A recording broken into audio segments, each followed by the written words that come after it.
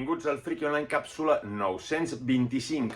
Ens en anem a una altra reedició merescuda i necessària. Ens en anem, en aquest cas, a l'editorial Amaníaco amb Demasiado Humano de Abuli i Garcés.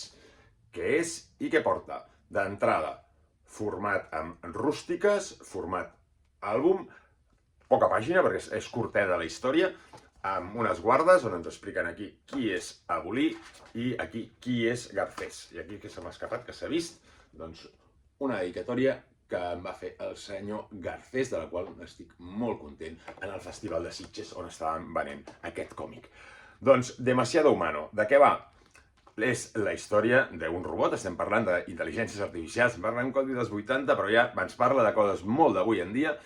I de què és? És un còmic de ciència-ficció on un robot molt humà, per dir-ho de manera, té un amo que és un dropo, un amo que sí que és humà, que és un dropo, està carregat de deutes i no fot res. I està ja ensorrat a la vida i a punt del suïcidi. Quan està a punt de llançar-se pel balcó, quan es llença pel balcó, el seu robot el salva i decideixen fer uns tripijocs per intentar d'esquivar els acreedors i buscar-se una vida nova. Això el confondrà entre un altre personatge i aquí començarà a haver-hi un joc de personalitats entre el suplantat i el suplantador. Molt divertit, tocs d'humor, toc de drama, però sobretot això, amb molt d'humor i ciència-ficció. El dibuix molt xulo, esplèndid el dibuix de Garcés, amb aquests jocs de trames i amb aquests mons que crea, que li encanta crear aquests mons, tot tractat en blanc i negre i trama de grisos, amb una trama de letra 7. Ara en parlarem d'això, perquè és interessant un dels extras, els extras que porten aquest àlbum.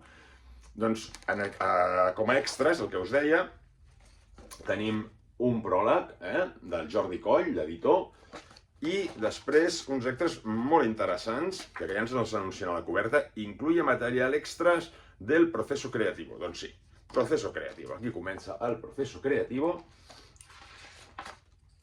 on veurem com li arriba el guió a Toni Garcés, com comença a crear els personatges. Realment és molt interessant. Com és el meu cas, que dono classes, jo crec que això ho faré servir directament, perquè realment és molt interessant com explica d'una manera ben senzilla tot el procés creatiu d'un còmic.